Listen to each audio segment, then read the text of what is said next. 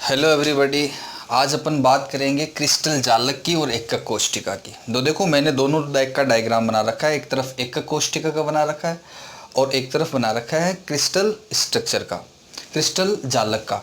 अब होगा क्या कि आपको इसको डिफाइन कैसे करना, समझना क्या है कि आप देखो ये क्रिस्टल जालक है। इस क्रिस्टल जालक में इस तरह से कई सारे आपको ये क्यूब नज़र आएंगे। ऐसे ये एक जैसे क्यूब है, ये वाला, ये यहाँ से लेकर यहाँ तक इस टाइप का ये जो क्यूब है, ये एक एकक कोष्टिका है। इस एकक कोष्टिका को मैंने यहाँ पे बाहर निकाल करके बना रखा है, जिसमें क्या है कि 8 कोनों पर आप देख रहे हो अवयवी कण यहाँ पे स्थित है और ये त्रिविम रूप से व्यवस्थित है। त्रिविम का मतलब तीनों डायमेंशन में फैले हुए हैं। इस अक्ष पर भी है, इस अक्ष पर भी है, जैसे ये एक्स अक्ष है और ये वाई एक्सिस है तो इसमें भी अवयवी कण मिलेगा आपको, और ये जैसे जेड एक्सिस है तो इस अक्ष पर भी आपको कोई ना कोई अवयवी कण मिलेगा। तो इस अवयवी कणों की त्रिविम व्यवस्था को बोलते हैं एकक कोष्टिका, जिसकी पुनरावृत्ति से बनने वाली संरचना को बोलते हैं क्रिस्टल जालक। अब जो है ये क्रिस्टल जालक हुआ और ये यूनिट सेल हुई यानी एकक कोष्टिका हुई। अब पहली बात क्या है कि क्रिस्टल जालक, कोई भी क्रिस्टल जालक है तो उसके क्या लक्षण हो सकते हैं। तो क्रिस्टल जालक के लिए आप नंबर 1 बात कह सकते हैं कि यहाँ पे ये जो आप पॉइंट दिखाई दे रहे हैं इसको बोलते हैं क्रिस्टल लेटिस। क्रिस्टल लेटिस या हिंदी में इसको आप बोल सकते हैं क्रिस्टल जालक। क्रिस्टल जालक बिंदु, जालक बिंदु यानी कि वो स्थल, वो जगह जहां पे अवयवी कण पाए जाते हैं उसको बोलते हैं जालक बिंदु। पहली बात, तो सबसे पहली बात हमको ध्यान में रखनी है, जालक बिंदु या स्थल क्या होते हैं, लेटिस पॉइंट क्या होते हैं। तो हमें ये कहेंगे कि वो स्थल, वो जगह जहां पे अवयवी कण पाए जाते हैं उस स्थल को हम बोलते हैं लेटिस पॉइंट या जालक बिंदु कहते हैं। क्लियर। हर एक लेटिस पॉइंट पे एक एक अवयवी कण पाया जाता है, यानी लेटिस पॉइंट की स्थिति जो है वो अवयवी कणों को दर्शाती है, जिनको आपस में एक सरल रेखा से मिलाने पर आपको एक होल क्रिस्टल स्ट्रक्चर ऑब्टेन होता है, मतलब एक संपूर्ण क्रिस्टल जालक का निर्माण होता है। फिर इसके बाद में कि हम if we joined lattice point, अगर हम इनको ज्वाइन कर दें लेटिस पॉइंट को तो हमें क्या मिलता है, एक क्रिस्टल लेटिस मिलता है, यानी कि एक क्रिस्टल जालक संरचना आपको प्राप्त होती है। ये बात ध्यान में रखनी है। अब इसकी जो सिंपल यूनिट है जिसको हमने एकक कोष्टिका या यूनिट सेल कहा गया है, उस यूनिट सेल में भी आपको पता है यहाँ पे ये अवयवी कण स्थित है और जिनके एक 3 डायमेंशनल स्ट्रक्चर मिली है आपको, जिनको आपस में मिला देने से, जिसमें से ये जो है ये तो है एक्स एक्सिस, ये वाई एक्सिस है और ये जेड एक्सिस है, और इन दो अवयवी कणों के बीच की दूरी को एज लेंथ कहते हैं, यानी कि किनारों की लंबाइयां कहते हैं। और ये किनारों की लंबाइयां जैसे ये यहाँ से यहाँ तक ए और ये यहाँ से यहाँ तक बी और ये यहाँ से यहाँ तक, इसको अपन ने सी कहते हैं। तो किनारे की लंबाई यानी यूनिट सेल में किनारों की लंबाई को हम किससे प्रदर्शित करते हैं, ए बी सी से। और फिर इसके बाद में अपन बात करेंगे कि दो किनारों के बीच के कोण, जैसे ये कोण ए और सी के बीच का कोण अल्फा, ए और बी के सी बीच का कोण बीटा, और बी और इस सी किनारों के बीच का कोण गामा, यानी कि एकक कोष्टिका में अक्षों के मध्य बनने वाले कोणों को हम अल्फा, बीटा और गामा से प्रदर्शित करते हैं।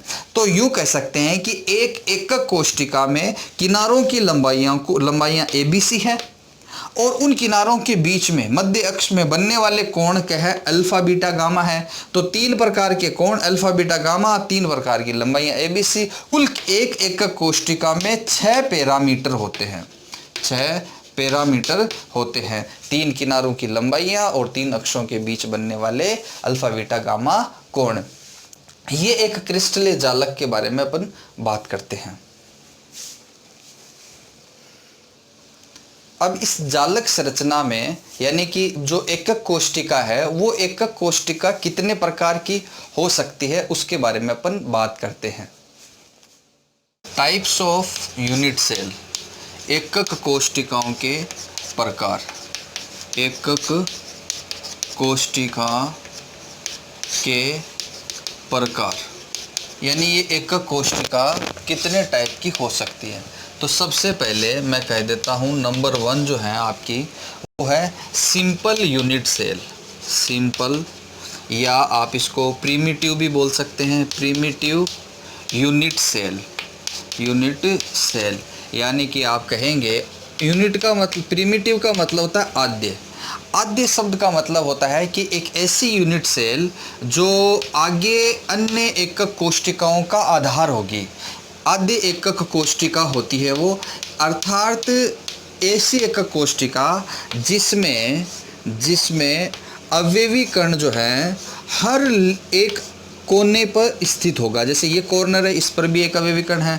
हर कॉर्नर पर, जैसे ये क्यूब स्ट्रक्चर बनाई है मैंने, तो इस क्यूब के 8 कोनों पर एक एक यूनिट सेल पर एक एक अवयवी कण स्थित है, एक एक कॉन्स्टिट्यूशनल पार्टिकल प्रेजेंट है। तो इस प्रकार की एकक कोशिका जो होगी उसको बोलेंगे आद्य एकक कोशिका।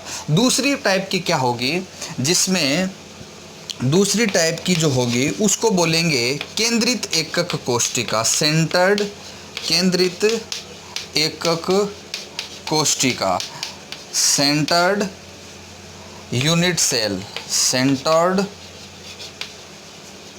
Unit cell.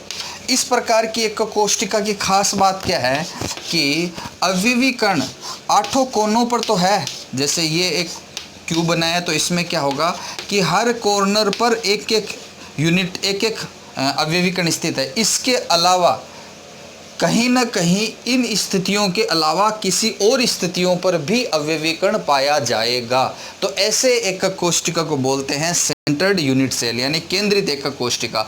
8 पे तो है ही है, 8 के अलावा कहीं ना कहीं एक स्थिति, अलग अलग स्थितियों पे और पाया जाएगा। ऐसी एकक कोशिकाएं जो हैं वो आगे 3 प्रकार की होती है, जिसमें से एक है FCC और एक है आपका BCC और एक है आपकी ECC टाइप की है। अब अपन इनके बारे में बात करते हैं। तो लेकिन इनमें से सबसे पहले अपने को सरल में क्या याद रखना है, सरल में ये याद रखना है कि अवयवी कण सिर्फ 8 कॉर्नर पे होंगे।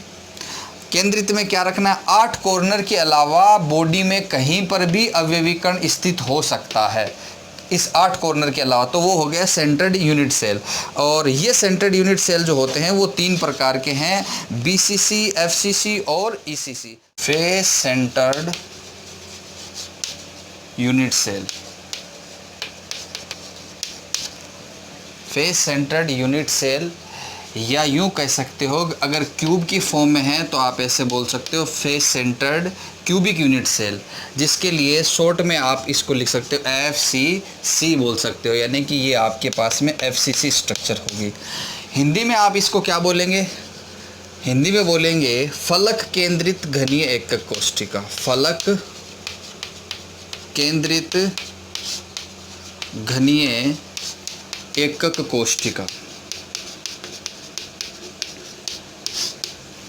देखो ये जो एकक कोशिका है, फलक केंद्रित घनीय एकक कोशिका, इसमें क्या होगा कि अवयवी कण जो हैं, जैसे ये एक आपके पास में एक एकक कोशिका है। इस एकक कोशिका में आप कहेंगे कि यहाँ 8 कॉर्नर है और 8 कॉर्नर पर एक एक अवयवी कण स्थित है। इसके अलावा क्या होगा, 8 कॉर्नर है तो एक क्यूब में 6 फलक होते हैं। मतलब ये एक ऊपर वाला फलक, एक नीचे वाला फलक और ये और एक इस साइड वाला फलक, 4, और एक फलक आगे वाला और एक इसके पीछे वाला फलक। फलक मतलब ये फेस, ये एक फेस, ये 2 फेस और ये 3, 4, 5 एंड 6 फेस होते हैं। तो 8 कॉर्नर के अलावा हर फलक के केंद्र पर भी एक अवयवी कण स्थित होगा। जैसे इस फलक का केंद्र ये है तो यहाँ पे एक अवयवी कण स्थित है। जैसे ये नीचे वाला फलक है तो इसका केंद्र यहाँ पे, तो यहाँ पर भी एक अवयवी कण स्थित होगा। और एक ये जैसे फलक है तो इसके केंद्र पे एक अवयवी कण स्थित होगा। एक इस साइड वाला जो फलक है इसके केंद्र पर भी एक अवयवी कण स्थित होगा। एक पीछे वाला है उसका केंद्र लगभग यहाँ होगा, वहाँ पर भी अवयवी कण स्थित होगा। और एक ये आगे वाला है जिसका केंद्र ये रहा, उसके ऊपर भी एक अवयवी कण स्थित होगा। इस प्रकार की जो एकक कोशिका होगी उसको बोलेंगे FCC, मतलब फलक केंद्रित घनीय एकक कोशिका, जिसमें 8 एटम तो प्रेजेंट है कहाँ पर, कॉर्नर पर, ईच कॉर्नर पर। उसके अलावा 6 एटम प्रेजेंट है आपके कहाँ पे, ईच फेस पर, मतलब हर फलक पर। इस प्रकार की जो एक कोष्टिका होगी यानी क्यूबिक यूनिट सेल होगी उसको अपन बोलेंगे फेस सेंटर्ड यूनिट सेल। फलक केंद्रित, हर फलक के केंद्र पर एक एक एकक कोष्टिका है। तो ये होगी फलक केंद्रित एकक कोष्टिका। इसके बाद में नंबर 2 बात करते हैं अपन body centred cubic unit cell. इसमें यानी आप हिंदी में कह सकते हो इसको काय केंद्रित घनीय एकक कोष्टिका।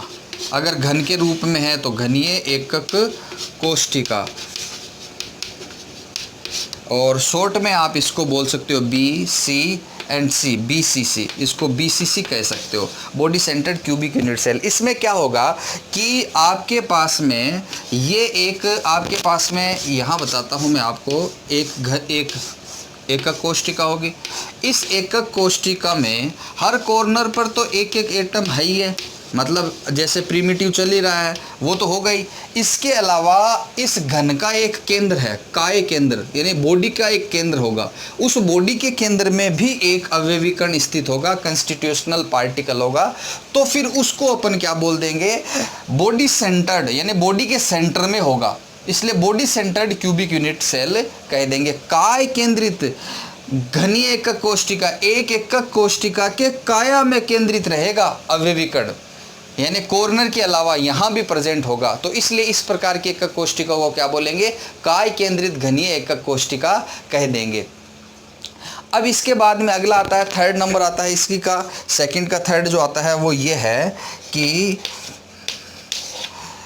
And centered cubic unit cell. End centered cubic unit cell, cubic unit cell, या हिंदी में आप इसे बोलेंगे अंत्य केंद्रित यूनिट सेल। अंत्य केंद्रित यूनिट सेल इस किसको कहेंगे, तो अपन कहेंगे जैसे आपके पास में ये एक क्यूबिक यूनिट सेल तो है ही है, मतलब आपके पास में ये एक कोष्टिका है ये, जिसमें 8 कॉर्नर पर एक एक एटम तो प्रेजेंट होगा। इसके साथ साथ 6 फलक होते हैं एक घन में, एक एक कोष्टिका में, ये ऊपर वाला, नीचे वाला, ये साइड वाला, और ये 2 साइड वाले और 2 आगे और पीछे वाले। इसमें होगा ये कि किन्हीं 2 आमने सामने फलकों के केंद्र पर भी एक एक अवयवी कण स्थित होगा।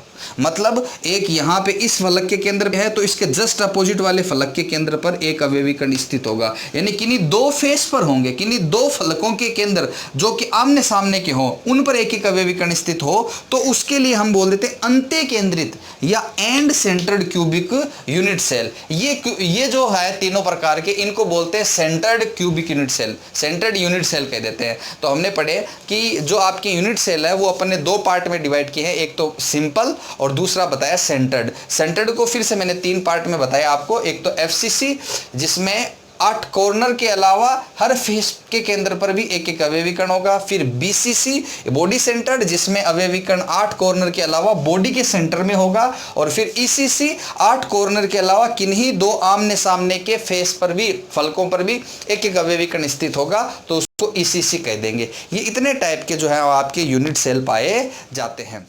घनीय एकक कोष्टिका में परमाणुओं की संख्या, जिसको अपन Z से रिप्रेजेंट करते हैं, इसके बारे में अपन बात करते हैं। तो देखो ये क्या होगा, इसके बारे में देखो क्या है कि सबसे पहले अपने पास में अगर इस टाइप की एकक कोष्टिका है जिसमें अवयवी कण सिर्फ कहाँ स्थित हो, सिर्फ घन के कोने पर स्थित हो, जैसे यहाँ पे अवयवी कण हो, यहाँ हो और यहाँ घन के कोने पे अगर अवयवी कण हो तो इसको अपन बोलते हैं सिंपल क्यूबिक यूनिट सेल। इस सिंपल क्यूबिक यूनिट सेल में घन के हर कोने पे एक गोला है।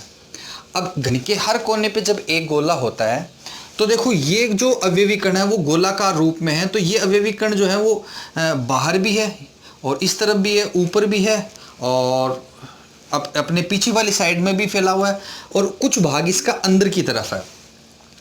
यानी ये एक कोने पे जो गोला है, यानी आप यूँ मान लो कि इस घन के अंदर जो है वो गोला जो है वो यहाँ फिट हो रखा है। तो ये जो यहाँ फिट हो रखे हैं ये गोले कंप्लीटली अंदर की तरफ तो है नहीं। अब अंदर की तरफ ये कितने हैं, तो अंदर की तरफ इनके इस गोले के कंप्लीट एक भाग में से 1/8 भाग ही अंदर की तरफ है।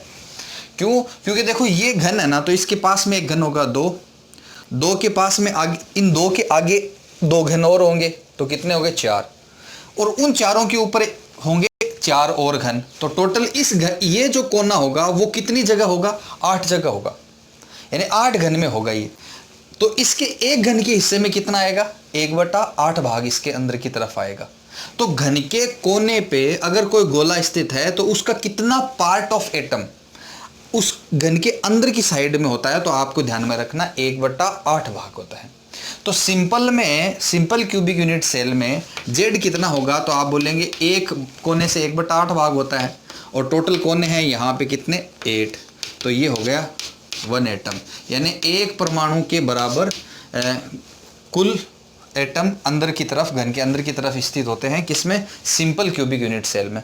उसके बाद में अब अपन बात करते हैं बीसीसी में। जैसे बीसीसी किसे कहते हैं, तो अपन कहेंगे कि बीसीसी यानी body centred cubic unit cell, जिसमें गोले कहाँ कहाँ स्थित है, 8 घन पे के कोने पे, और एक है काया के केंद्र में। अब इस घन के अंदर की तरफ एक है। अब आप बताओ यहाँ कोने से कितना भाग आएगा अंदर की तरफ, 1/8 भाग, 1/8 भाग आएगा अंदर की तरफ, इस घन के अंदर की तरफ माना जाएगा। लेकिन इस बीसीसी में, body centred cubic unit cell में, घन के अंदर एक स्थित है, और वो किसी में भी नहीं बंटा हुआ, वो कंप्लीटली उस घन के अंदर बीचों बीच उसके केंद्र में है। तो एक एटम तो आ जाएगा, एक परमाणु जितना, यानी एक पूरा परमाणु जो आएगा वो घन के केंद्र से आएगा, और 1/8 भाग इनके कोनों से आ जाएगा। तो टोटल बीसीसी के लिए जेड की वैल्यू हो जाएगी 1/8 × 8, ये तो आ गए कोनों से, ये तो आ गया कोनों से, और प्लस एक कंप्लीटली आ गया काय केंद्र से, यानी बॉडी के सेंटर से। तो टोटल ये आ गया 1, 1 + 1 ये हो गए 2। इसके बाद में बात करते हैं एफसीसी में। एफसीसी किसे कहते हैं, तो अपन कहेंगे कि जिसमें घन के कोने पे एक एक गोला स्थित हो, अवयवीकरण स्थित हो, यहाँ तो होगा ही, और साथ ही साथ में एक एक अवयवीकरण कहाँ होगा, प्रत्येक फलक के केंद्र पे भी होगा। फलक टोटल कितने हैं, 6 फलक है, तो 6 फलक के केंद्र में स्थित होगा, ये पीछे वाला और ये आगे वाले फलक के। अब एक बात बताओ, अगर फलक में कोई गोला फिट होगा, जैसे ये मैं फलक यहाँ बनाऊँ, ये जैसे मैं यहाँ साइड में एक फलक बनाया, अब इस फलक के अगर केंद्र में स्थित होगा कोई गोला, तो वो गोला आधा तो रहेगा बाहर की साइड और आधा रहेगा फलक घन के अंदर की तरफ। जैसे यहाँ पे ये फलक है, तो यहाँ केंद्र में स्थित गोला है, अवयवीकरण है, तो वो अवयवीकरण जो होगा आधा तो बाहर निकला हुआ होगा, आधा इस घन के अंदर होगा। और इसी तरह से इस साइड वाले फलक में भी आधा गोला जो होगा वो अवयवीकरण के आगे अंदर की घन के अंदर की तरफ होगा, और आधा गोला जो है part of atom, half part of atom जो होगा वो बाहर की साइड में होगा। तो यूँ कह सकते हैं, हम यूँ मान सकते हैं कि अगर फलक के केंद्र पे अगर कोई अवयवीकरण स्थित है, तो उसका 1/2 भाग जो है वो घन के अंदर माना जाएगा, और कॉर्नर का तो आपको अभी मैंने बताई है 1/8 भाग होगा। तो टोटल इस प्रकार की जो स्ट्रक्चर है यानी यूनिट सेल है, इसको अपन बोलते हैं एफसीसी। और एफसीसी के लिए अगर आप जेड की वैल्यू यानी परमाणुओं की संख्या बात करें, तो आप कहेंगे 1/8 तो आएगा कॉर्नर से, और टोटल कॉर्नर है आपके 8, और 1/2 भाग आएगा फलक के केंद्र से, और टोटल फलक हैं आपके एक घन में 6 फलक होते हैं, टोटल 6 फलक होते हैं, ये 6 फलक है। तो ये आ गया आपके पास में 1, और ये आ गया 3, 1 + 3 ये आ गया 4। तो आपके पास नंबर ऑफ एटम आ गए एफसीसी में 4। अब लास्ट बचता है एक ईसीसी। ईसीसी किसे कहते हैं, ईसीसी कहते हैं कि एक ऐसा एक कोष्ठिका जिसमें हर गोला एक एक कोने पे स्थित होने के साथ साथ 2 किन्हीं आमने सामने की फलकों के केंद्र पर हो, तो उसको बोलते हैं ECC, end centre cubic unit cell. अंत्य केंद्रित घनीय एकक कोष्ठिका। तो यहाँ से आ गया 1/8 भाग ऑफ पार्ट ऑफ एटम, और यहाँ फलक के केंद्र पे है, तो फलक के केंद्र से कितना आता है 1/2 भाग, तो यहाँ से भी आ गया 1/2 भाग। तो टोटल आ गया आपके पास में z की नंबर हो गए, z इक्वल्स टू हो गया 1/8 इंटू 8, यानी ये यहाँ से 1/8, यहाँ से 1/8, यहाँ से 1/8, यहाँ से 1/8, टोटल 8 कॉर्नर है, प्लस 1/2 कितनी जगह है, आमने सामने के दो सेंटर्ड पे है, क्योंकि ये सेल कैसी है, ECC है, एंड सेंटर्ड यूनिट सेल है, जिसमें दो ही आमने सामने के भाग में होते हैं, तो ये हो गया 2, तो ये टोटल आपके पास में आ गया 1, और ये आ गया 1, 1 + 1 ये हो गया 2। तो ECC में नंबर ऑफ एटम होते हैं 2। क्लियर। तो अब आपको ध्यान में क्या रखना है कि सरल एकक कोष्ठिका में नंबर ऑफ एटम कितने होते हैं, तो आप बोलोगे नंबर ऑफ एटम 1 होता है। फिर BCC में आप बोलेंगे कि नंबर ऑफ एटम 2 होते हैं। कैसे, यहाँ से 1/8, तो ये टोटल है 8 कॉर्नर, और प्लस एक काया के केंद्र में है, बॉडी के सेंटर्ड में है, वो कंप्लीटली इसके अंदर ही है, वो मिलके 2 हो गए। और FCC में 1/8 तो है कॉर्नर पे, एक कॉर्नर पे, तो 8 कॉर्नर पे हो गए 1/8 इंटू 8, ये तो हो गया कॉर्नर से। और हर फलक के केंद्र पे एक गोला है जिसका आधा पार्ट घन के अंदर की तरफ है, आधा बाहर की तरफ है। तो टोटल फलक कितने हैं, 6 है, तो 1/2 × 6, तो ये आ गया नंबर ऑफ 4। ECC में आमने सामने के फलकों पे किसी दो फलकों पे अवयवीकरण स्थित है, जिससे आधा यहां से आ जाएगा और आधा यहां से घन के अंदर माना जाएगा, और बाकी कॉर्नर पे रहेंगे ही, तो टोटल आ जाएंगे नंबर ऑफ एटम 2। इस तरह से हम नंबर ऑफ एटम कैलकुलेट कर सकते हैं। क्लियर। इस टेबल को अपन को लर्न करना होता है, इस पर बेस्ड कुछ क्वेश्चन होते हैं। तो पहली बात है कि 7 क्रिस्टल समुदाय या सिस्टम कहते किसको है। तो देखो, आपने एक सिंपल पढ़ रखा है कि हमारे पास में एकक कोष्ठिका है, और इस एकक कोष्ठिका में हमने जो है ये लंबाइयां, इसको अपन ने ये जो किनारे की लंबाइयां हैं, ये जैसे ये लंबाई A है, ये B है, और ये C है जैसे, और इनके बीच में ये कोण अल्फा, ये बीटा और ये गामा है। इनके बीच में आपस में संबंध के आधार पर अगर देखें तो हम जो है क्रिस्टल को 7 भागों में बांटते हैं, और उसको अपन बोलते हैं 7 क्रिस्टल सिस्टम। कैसे कि जैसे क्यूबिक है, तो इसमें क्यूबिक के लिए आप कहोगे कि इनके किनारों की लंबाई, मतलब ये जो ABC लंबाइयां हैं, ये ABC लंबाइयां, ये तीनों बराबर होती है क्यूब के लिए। और अल्फा बीटा गामा, यानी इनके जो अक्षीय कोण है, ये दो किनारों के बीच में बनने वाली ये कोण जो है, ये तीनों जो होते हैं वो 90 डिग्री के बराबर होते हैं। अब आपसे यही प्रश्न पूछा जाता है कि क्यूबिक समुदाय के लिए अल्फा बीटा गामा यानी अक्षीय कोण और अक्षीय दूरियों के बीच में संबंध बताइए। तो आपको ये बताना होता है A = B = C and alpha = beta = gamma = 90 degree. इतना सही बताना होता है, इतने पे ही आधारित क्वेश्चन आते हैं, चाहे ऑब्जेक्टिव में हो चाहे सब्जेक्टिव में हो।